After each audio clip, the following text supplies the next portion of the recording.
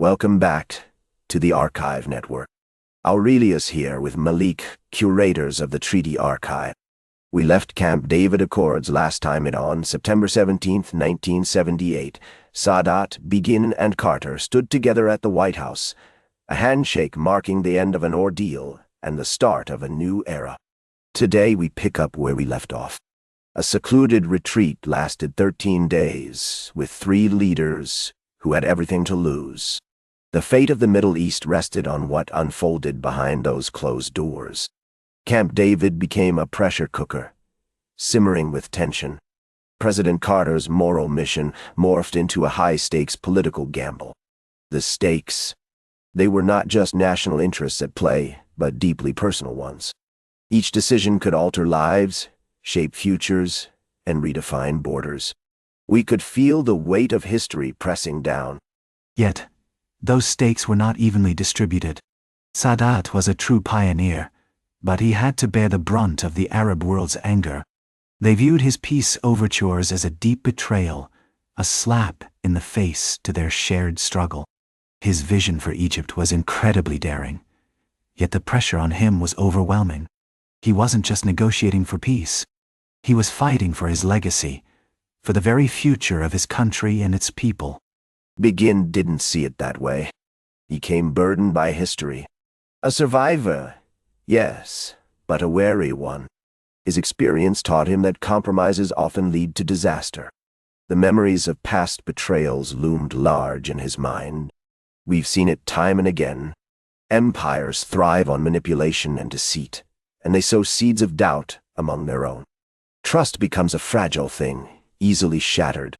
In the end, it's the cautious who survive, even if they carry the weight of their scars. Aurelius, you talk about empire. But for Begin, this was deeply personal. His suspicion came from the scars of war. He'd witnessed the worst of humanity up close. For him and for Israel, the stakes were about survival. It wasn't just a matter of land. It was about safety, about being recognized as a people. When you've seen so much suffering, those fears aren't just understandable, they're justified. It's a heavy burden to carry, and it shaped everything he did. True, but the negotiations were grueling. Sadat and Begin refused to meet face-to-face for most of the talks, retreating to their separate cabins like stubborn children. This was a negotiation of stubborn wills. Carter's role, merely that of a mediator. Hardly. He became the lifeline for both sides, juggling their egos and demands. It's impressive to think how he managed to keep them talking at all. In the end, it wasn't just about politics. It was about personal connection. Carter wasn't just mediating. He was navigating a minefield. Each side had trusted advisors, and their skepticism was thick in the air. On one side you had Mohammed Ibrahim Kamel, a seasoned diplomat with a heavy heart. On the other, Moshe Dayan, a military figure shaped by years of conflict.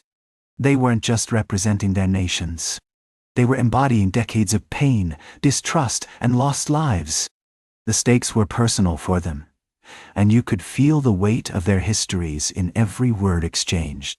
Every word in those discussions was dissected for hidden meanings. The threat of failure loomed, casting a long shadow. Carter, in his role as mediator, became the essential buffer, tirelessly moving back and forth between the two leaders. Tension crackled in the air like static electricity. And yet, amid that pressure cooker of conflicting interests, a flicker of hope emerged. But how long could such fragile optimism endure before reality set in? That's the real question. Hope can be a dangerous thing. Tempers flared often in those tense moments.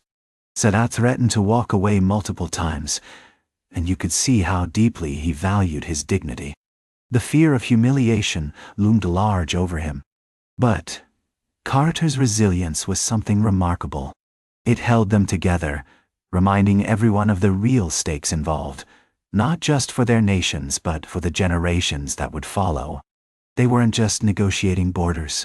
They were shaping futures. Carter's personal appeals were crucial in this struggle. He spent countless hours crafting drafts, each one an attempt to bridge their divides. But the deadlock was stubborn, almost defiant. It felt like a test of wills, with both sides digging in. Yet, as the pressure mounted, something had to give. Concessions emerged that neither side had ever anticipated. That's the nature of conflict. Sometimes, the very act of negotiation reveals the unexpected paths we can take when pushed to our limits. Those concessions were monumental. For the first time, Israel seriously considered withdrawing from the Sinai in exchange for normalized relations, which was a significant step forward.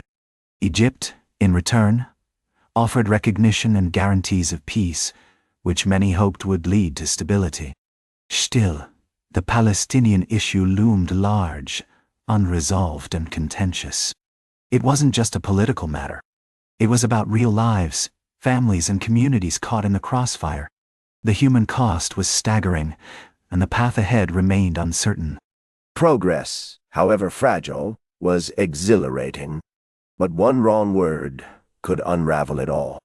As Sadat prepared to leave in frustration, Carter realized the stakes. He made one last effort, his voice steady but urgent. He appealed to Sadat's better judgment, emphasizing that the risk of returning to bloodshed was far too great. They both knew the cost of failure.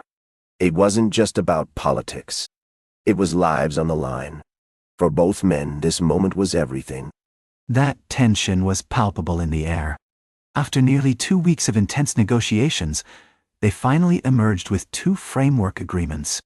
One focused on Palestinian autonomy, while the other aimed to secure Zionist return. But let's be honest, the real challenge lay ahead. It wasn't just about signing papers. The hard part was about transforming these agreements into something that would bring lasting peace for the people caught in the middle. Families were counting on it.